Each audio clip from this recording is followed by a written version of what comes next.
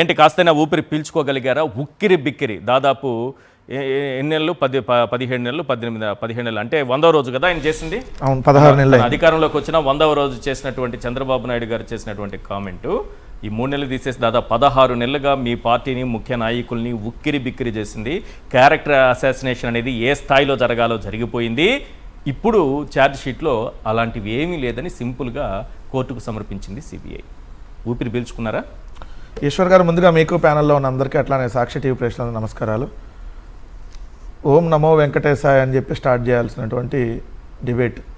ఎందుకంటే సెప్టెంబర్ 18, 2024 సంవత్సరం ఆంధ్రప్రదేశ్ రాష్ట్ర ముఖ్యమంత్రిగా చంద్రబాబు నాయుడు గారు చేసినటువంటి ఉన్మాదకరమైనటువంటి వ్యాఖ్యలు.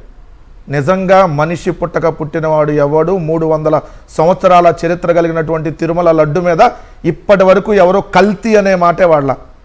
మార్క్ మై వర్డ్స్, నేను ఆ మాటలకు కట్టుబడే మాట్లాడుతున్నా.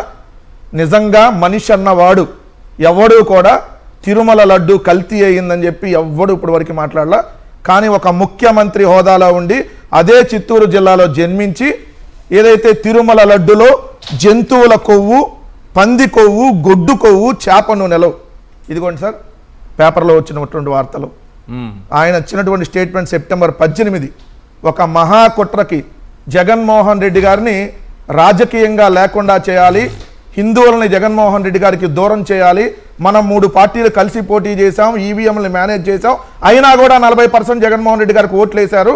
సో ఏదో విధంగా ఆ 40% ఓట్లు కూడా రాకూడదు అనేటటువంటి ఒక మహాకుట్రకి తెరలేపి వెంకటేశ్వర స్వామి మీదే కుట్ర చేశాడు. ఎందుకంటే చంద్రబాబు నాయుడు గారికి వెంకటేశ్వర స్వామి జగన్మోహన్ రెడ్డి గారి మీద కుట్ర చేయడానికి ప్రయత్నించి వెంకటేశ్వర స్వామి మీద కుట్ర కేసాడు. ఎందుకంటే ఇంకా ఆయనకు ఆప్షన్స్ లేవు. మొన్న ఎలక్షన్స్ అన్ని వాడేశాడు, తల్లి చెల్లి బాబాయ్ మొత్తం వాడేశాడు. ఇంకేమున్నాయి, అన్ని దుష్ప్రచారాలు వాడేశాడు. ఏదైతే ల్యాండ్ టైటిలింగ్ యాక్ట్ అని అది ఇదని మొత్తం అన్ని వాడేసి ఇంకేం లేదు. ఆఖరికి దేవుణ్ణి తీసుకొని వచ్చాడు. చంద్రబాబు నాయుడు గారికి ఇవి అలవాటే. ఎందుకంటే రాజకీయ జన్మనిచ్చినటువంటి రామారావు గారికి ఎలా వెన్నుపోటు పడిచాడో అలిపిరి సాక్షిగా ఆయనకు పునర్జన్మనిచ్చినటువంటి ఆ వెంకటేశ్వర స్వామికి వెన్నుపోటు పడిచాడు. ఖచ్చితంగా ఈ పాపం ఖచ్చితంగా పోయేటటువంటిది కాదు. ఈ పాపం పండే రోజు అతి దగ్గరలో ఉంది కాబట్టే కర్మ రిటర్న్స్ అన్నట్టుగా ఆయన అధికారంలో ఉన్నప్పుడే ఇదంతా మీరు కుట్రకు పాల్పడ్డారు, అక్కడ జంతువుల కొవ్వు కానీ ఎటువంటి కొవ్వు కలవలేదని చెప్పి ఆ దేవుడే తన రిపోర్ట్ని ఏదైతే అక్కడ ఉన్నటువంటి అధికారుల ద్వారా ఇచ్చాడు. దానిలో మనం మహాముఖ్యంగా చెప్పాల్సినటువంటి అంశం ఏంటంటే ఈ పత్రికలు కూడా రాసినటువంటి వార్తలు. ఇది 20వ తారీఖు పత్రిక అండి. ఇది ఈనాడు. తిరుమల నెయ్యిలో జంతు కొవ్వు పెద్ద ఎత్తున కల్తీ, పంది కొవ్వు, గొడ్డు కొవ్వు, చేప నూనెలో ఉన్నట్టు అనుమానం. ఈనాడు కిరణ్కి ఏమైనా తిని చూశాడా చేప నూనె, లేదంటే పంది కొవ్వు ఏమన్నా దాంట్లో ఏమైనా స్మెల్ చూశాడా? పంది కొవ్వు స్మెల్ ఏమన్నా చూసి ఆ లడ్డు తింటే అట్లా నీకేమన్నా స్మెల్ వచ్చిందా? 300 సంవత్సరాల చరిత్ర కలిగిన లడ్డు మీద అదొక ప్రైడ్ సార్, ఒక గర్వం. ఏదైతే మన రాష్ట్రంలో తిరుమల వెంకటేశ్వర స్వామి ఉన్నాడంటే కాలరలా పైకెగరేసి మనం గర్వపడాల్సినటువంటి రాష్ట్రం మంది. అలాంటి రాష్ట్రం 140 కోట్ల మంది హిందువుల భక్తులకి ఆరాధ్య దైవం మా రాష్ట్రంలో ఉన్నాడు కొలువయ్యి అని చెప్పి మనం చెప్పుకోవాల్సినటువంటి రాష్ట్రంలో ఇంతటి దుర్మార్గులు పరిపాలకులుగా ఉండి మాట్లాడినటువంటి మాటలు. ఇది 20వ తారీఖు పేపరు. 21 శ్యామలరావు కల్తీ నిజమే, పంది కొవ్వు గొడ్డు కొవ్వు కలిసాయని పరీక్షల్లో వెల్లడి. మీ బొందల పరీక్షలో తర్వాత ఏమో లేదని చెప్పాడు. ముందు ఇది 21వ తారీఖు, అంతకంటే ముందు లేదన్నారు. అంతకు ముందు అది బయటకు రానప్పుడు ఏది చంద్రబాబు నాయుడు గారు రానప్పుడు ఇక్కడేమో చంద్రబాబు నాయుడు గారు ఇచ్చారు కాబట్టి మరి ఆయన నియమించినటువంటి తాబేదారు కదా ఇతను. సో ఉందని చెప్పి ఇప్పుడు ఈ శ్యామలరావు తిరుమలలోనే లేడు, తీసి అవతల పడేశారు. ఇప్పుడు నీకు సిగ్గు సరం ఉంటే దీని మీద మాట్లాడాలి. ఇంకోటి చూడండి, పందికో ఉందనేది స్పష్టం, ఘోర అపచారం. 21వ తారీఖు పేపర్. 22 వెంకటేశ్వర స్వామి నాతో నిజాలు చెప్పించాడు.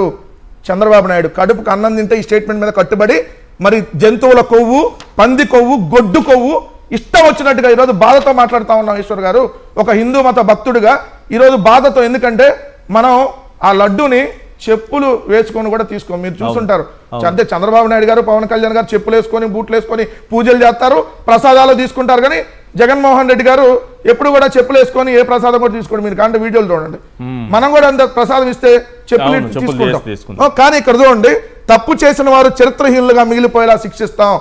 ఆ దేవుడు మిమ్మల్ని శిక్షించబోతా ఉన్నాడు చంద్రబాబు నాయుడు గారు. 75 ఏళ్ల వయసులో మనిషిగా మారండి. ఎక్కడైనా మనిషి అనేది గుర్తుపెట్టుకోండి, మనిషికి పుట్టకుంటది, మరణం ఉంటది. మనం ఏదైతే మనిషి అన్నప్పుడు చివరి దశలో అయినా మనం మనిషిగా బతకాలి. కానీ మీరు ఇచ్చినటువంటి ఈ స్టేట్మెంట్స్, వెంకటేశ్వర స్వామి అంట లడ్డూ ప్రసాదం తయారులో వాడే నెయ్యి కల్తీ వ్యవహారాన్ని వెంకటేశ్వర స్వామి తనతో చెప్పించాడంట. ఇది మనుషుల్లో ఇచ్చే స్టేట్మెంటా? అంటే వెంకటేశ్వర స్వామి కల్తీ ప్రసాదం తింటాడా? సరే, మీరు ఇప్పుడు ఈ ఛార్జ్ షీట్ ద్వారా మీ పార్టీ ముఖ్యలో లేకపోతే అప్పుడు టీటీడీ బోర్డులో ఉన్న పెద్దలో ఏ తప్పు చేయలేదు, జంతువుల కొవ్వు కలవలేదు, పంది కొవ్వు కలవలేదు తేలింది. కోర్టు కూడా ఇప్పుడు దాదాపు 50% తేలిపోయినట్టే. రేపు కోర్టులో ఎంతవరకు నిలబడుతుందో ఆ ఛార్జ్ షీట్ చూస్తే కూడా చాలా అనేసి అంటున్నారు. అది పక్కన పెడదాం సార్. కానీ జంతువుల కొవ్వు, పంది కొవ్వు అని ప్రచారం చేసినటువంటి, పవిత్రతను దెబ్బతీసినటువంటి చంద్రబాబు నాయుడు గారి గురించి ఎవరు పట్టించుకోవాల్సిన అవసరం లేదా? ఇంకా ఆయన కేసులు కానీ ఆయనకి వాటికి సంబంధించి అంటే ఆయన మాట్లాడారు, ఇక్కడ ఎంక్వైరీ చేస్తాం, అక్కడ లేదని తెలుసుకుంటాం, ఆయన మాత్రం సేఫ్.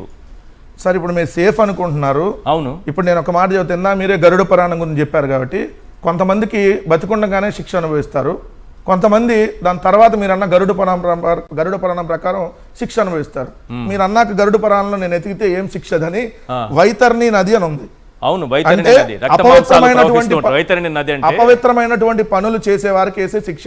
ఈయన అపవిత్రమైన పనులు ఎవరి మీద చేశాడు? దేవుడి మీద చేశాడు.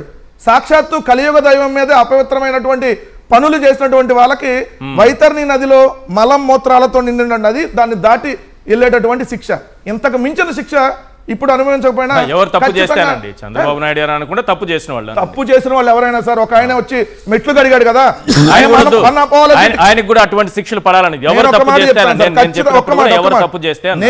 ఎవరైతే దేవుడి మీద తప్పుడు వ్యాఖ్యలు చేశారో, దేవుడు లడ్డు కల్తీ అయింది, జంతువుల కొవ్వు కల్తీ అంటే ఒక మాట సార్, జంతువుల కొవ్వు, పంది కొవ్వు, దాన్ని 1,00,000 లడ్డులు తయారు చేసి అయోధ్యకు పంపించాం.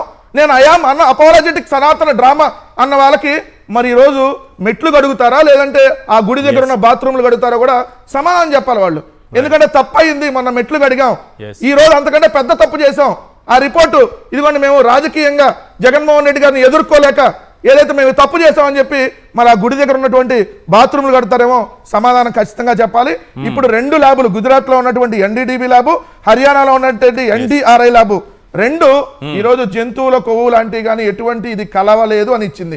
కానీ ఈ రోజు చంద్రబాబు నాయుడు గారికి ఇంకా కూడా ఈయన మనిషిలాగా మారకపోగా ఇంకా ఈరోజు ఫ్లెక్స్లు పెట్టిస్తా, ఇది కల్తీ, ఇది నిజమే, దేవుడు లడ్డు కల్తీ అయిపోయింది, ప్రపంచం అంతా నమ్మండి, మనం తినే లడ్డంతా కల్తీ అయిపోయిందని చెప్పి నమ్మి అలానే మీరు బతకండి అని చెప్పి సిగ్గు ఎగ్గు లేకుండా ఫ్లెక్స్లు పెడుతున్నారు కదా.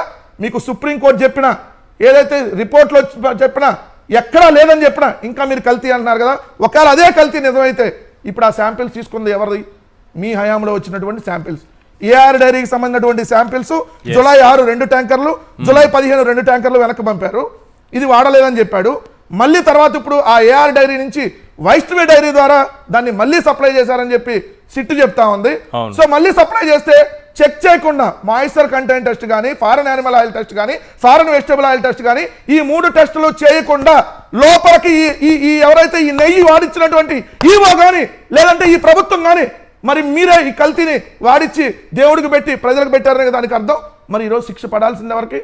ఇది కల్తీ అయితే నిజమే అయితే ఈ కల్తీకి కారణం మీ హయాంలో మీరు వాడినటువంటి నెయ్యి చెక్ చేయకుండా, అంటే మరి దానికి శిక్ష ఎవరికి పడాలి? వీళ్ళకే పడాలి కదా. ఆ దేవదేవుడు ఖచ్చితంగా వేస్తాడు. అతి తక్కువ రోజుల్లోనే శిక్ష పడిద్ది అనేది మాత్రం వాస్తవం. రైట్.